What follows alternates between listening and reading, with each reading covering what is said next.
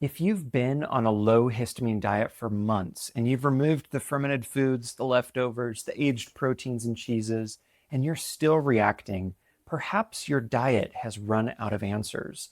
The drain is blocked, and no amount of food restriction can fix an unblocked drain. I'm Dr. Kenny, an IFM certified functional medicine practitioner, and what we're mapping in this video is where the clearance system actually breaks down, which organ system is involved, and why that sequence determines what you address before anything else. I want to start by describing someone I see regularly in practice. Oftentimes the patients that come and see me have been working on this for months, sometimes years, removing all the right foods, the fermented foods, the leftovers, the vinegars, the cured meats, the spinach, and they get some temporary relief, especially when they first start to remove them. And then they remove more, or new foods get crossed off the list. And somewhere along the way, the relief stopped and the restriction kept on going on. And now they're eating a smaller range of foods than they ever have, and they're reacting to things that also used to be safe. Some of them arrive on something that looks really close to a carnivore diet at best, and they're still even reacting to certain proteins. If that describes you at all, or you feel like you're on your way there, I want you to hear this very clearly. That progression is evidence that the framework that you've been using, and many of us do in our diet-focused culture, is incomplete at best.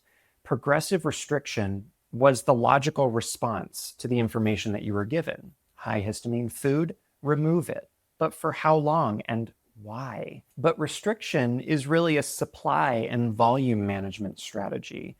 It has nothing to do when we focus on the drain and what affects processing of histamine, especially when tolerance has gone offline.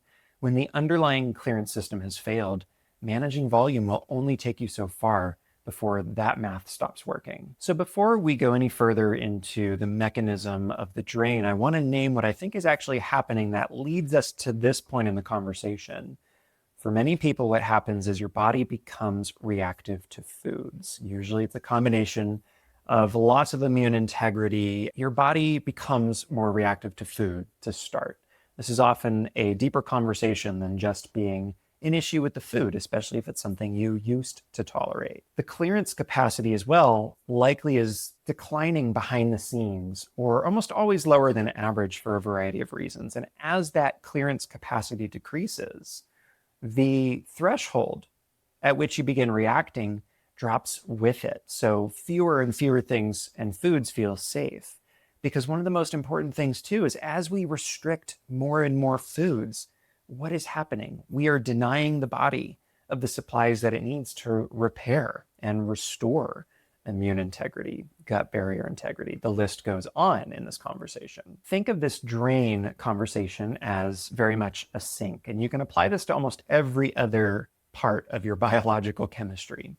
If your drain is running at full capacity and is totally unclogged, you can run the faucet at full blast and the sink handles it, no problem.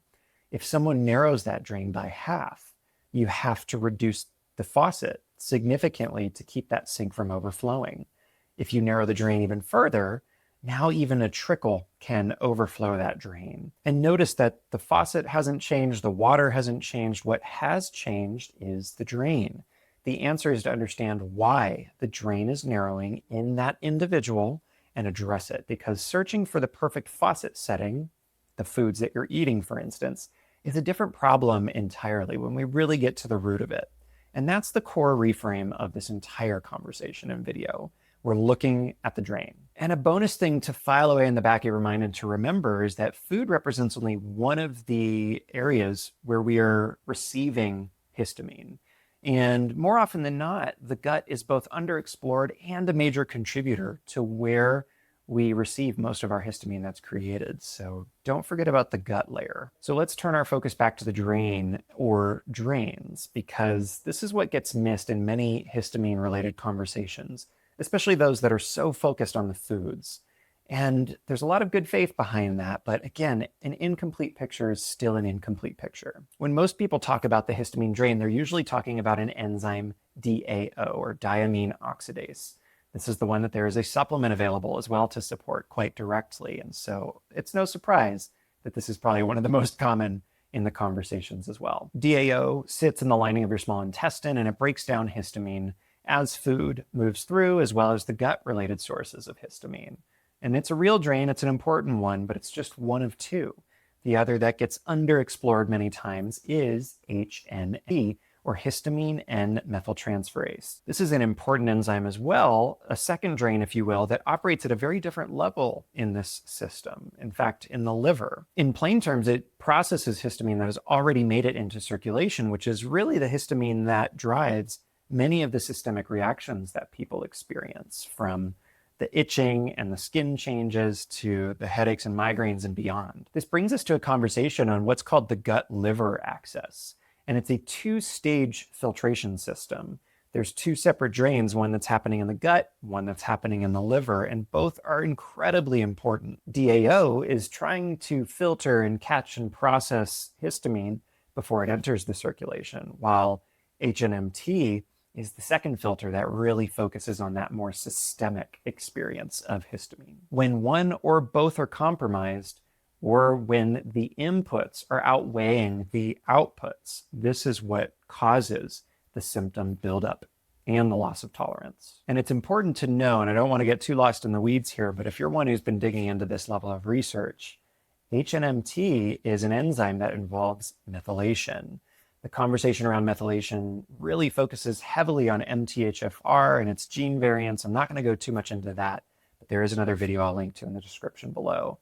But this is an important layer to consider as well, even far beyond the MTHFR gene variant. And this matters clinically because if we're just focused on the inputs, like the diet, for instance, which we're just so heavily focused on in this particular society, we're completely missing this drain conversation that I would argue matters most. Because if we have a clogged drain in either one of these drains, at the DAO level, the gut drain will have a presentation oftentimes that is really connected clearly to digestive function. Whereas a patient whose primary failure sits at the liver processing side will often have a picture that connects to detoxification load, true deep cellular detoxification, hormone breakdown and metabolism, or a liver that's simply carrying more demand than it was designed to handle. Or it's a combination of both. And in many people, both their genetic predispositions, their lived experiences, that's what creates the perfect storm for some of the worst MCAS and histamine intolerance experiences that I see in my practice. Understanding the full picture here means that you'll probably start at some different points. Diet is a really great lever to pull, but also important to understand the enzymatic functions that are happening underneath when it comes to the processing of histamine. Research that focused on measuring DAO enzyme activity found that patients with histamine intolerance had roughly half of the DAO activity of healthy controls.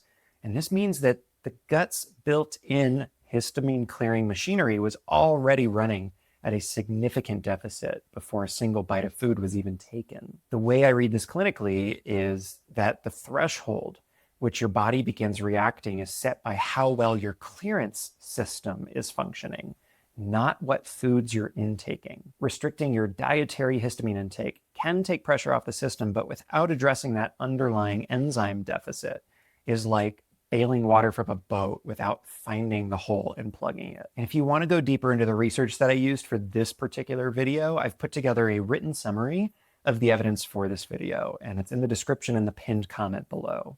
It includes the citations, a breakdown of what the studies show, and some questions to consider as well as you think through your own pattern. So check it out. So far, we've really spent a good deal of time on the drain side. There's a second part of this picture that I teased a little bit earlier, and that is that dietary histamine is just one source of histamine in your body. Your own gut bacteria produce it too. Some species of gut bacteria carry an enzyme called histidine decarboxylase.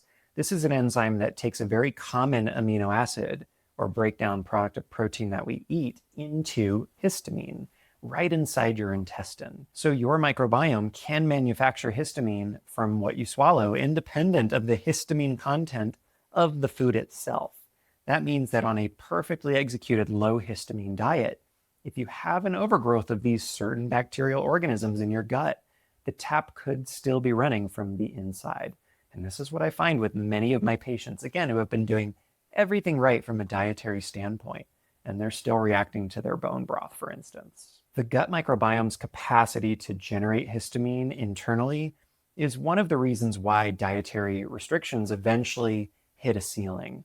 You can lower the external load as much as clinically reasonable, but an overgrowth of these organisms can contribute to the total load even far beyond that, which is included in food. And this is where, in my clinical experience, the gut terrain becomes a far more important question than the histamine content of food. When I have a patient who's hit a wall with the dietary restriction side, one of the first things that I want to get insight into is the gut environment that is sustaining these overgrowths. What shifted that terrain to allow the microbial overgrowth to take place and to take hold?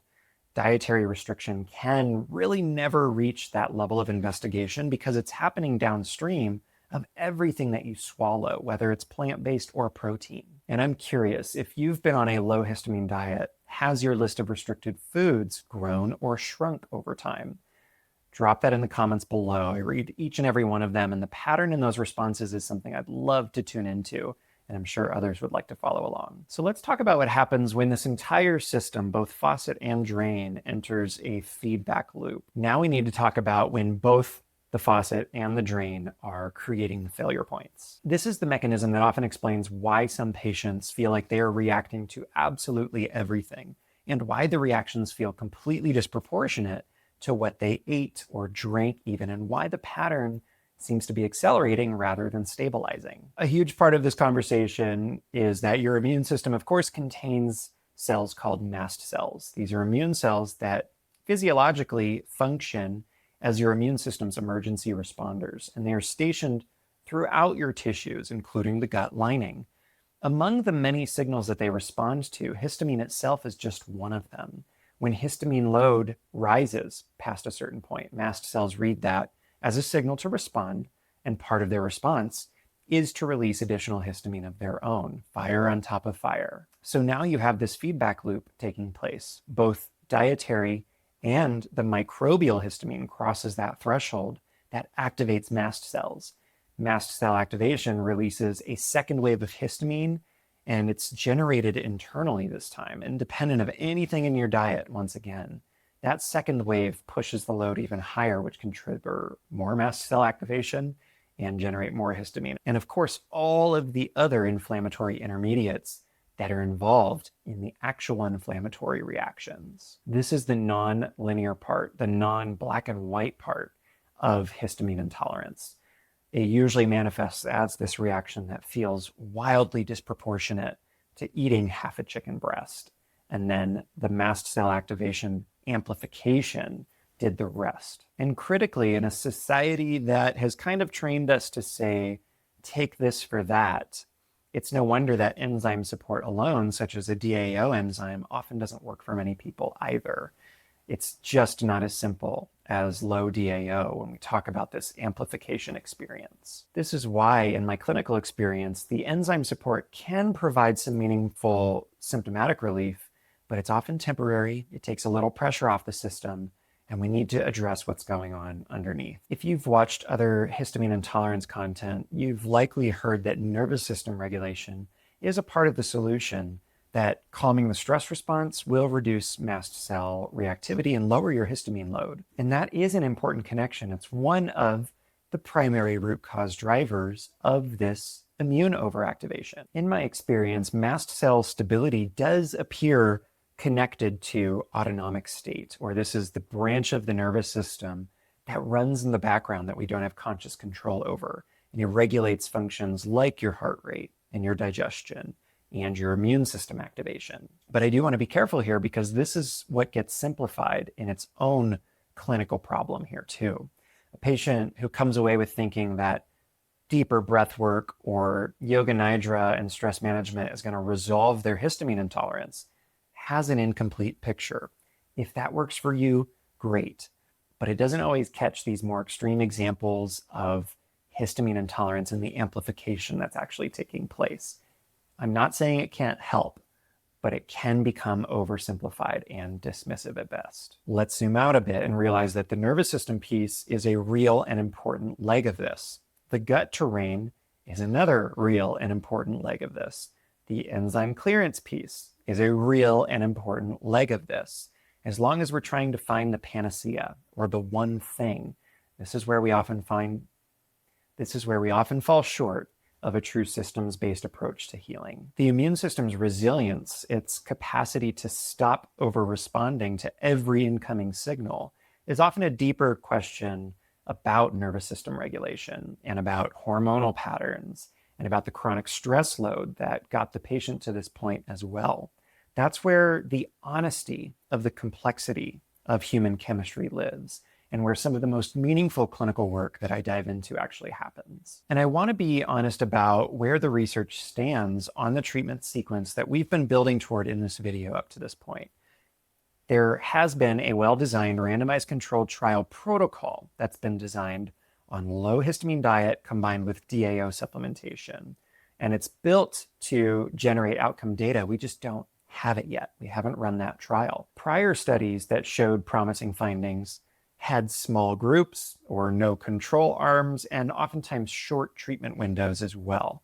So the clinical framework that we're working from is logical. The early signals are encouraging in these bits and pieces, and the mechanistic reasoning or the chemical reaction understanding is grounded. But anyone claiming to have a full sequenced treatment hierarchy that has been definitively proven in a large control trial is reading ahead of the literature that we have available. And that's really important that we come to the table with the honesty behind this work. So let's try to bring all of this together in a way that's practically useful for you. When I'm working with a patient with this picture of histamine intolerance or MCAS, I'm generally thinking about two concurrent questions. Which failure is the most primary right now? And is the system reactive enough that we need to take pressure off of it before we can really do anything truly investigative? If someone is reacting severely and their quality of life is significantly compromised, as are many patients that I see, symptom management is sometimes the first move here. A system under that level of reactive load struggles to do the deeper work of investigation and healing while it's in this continuous crisis mode. And that can look like natural mast cell stabilizers, the magnesium, the vitamin C, right? Or we can go to a collaborative clinical setting and talk about appropriate prescriptive supplementation. Quieting the immune system's response is buying the space to do some of the deeper work. And that quieting is the opening and the deeper investigation that can follow. The gut terrain is almost always one of the most important areas to look at in this conversation. So is the stress chemistry and the immune integrity components. So those are often, I would say, the most under-investigated when it comes to histamine intolerance and mast cell activation. The gut also connects to the nervous system and hormonal systems in ways that matter enormously for the conversations around histamine, because often, again, they've been given a food list, but no understanding of the stress patterns, the hormonal context, and the terrain conditions of the gut immune connection, as well as just the immune system broadly, that are maintaining that underlying dysfunction. And throughout all of this, progressive restriction as we're removing more and more foods. Initially, it was a reasonable response, but again, incomplete information that informed it. As a standalone strategy, though, it really borrows against your future opportunities for healing. Each round of restriction can further narrow the diversity of the microbiome, remove the actual supplies we need that not only your gut organisms need, but your cells, your hormones, and immune system need to repair. And it can deepen the calorie and nutrient deficit that the system is already running in. Part of any restrictive food plan should also include a plan to come off of it. And by the way, if this is resonating with you and you'd like my eyes on your case, and you're in one of the states that I practice in, the next step is to watch the free training below in the description.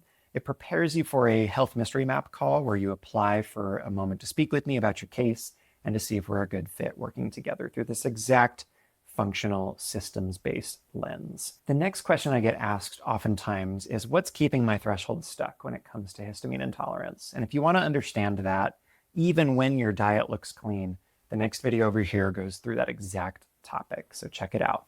I'm Dr. Kenny, Root Cause Health Detective. Thank you for watching, and I'll see you in the next video.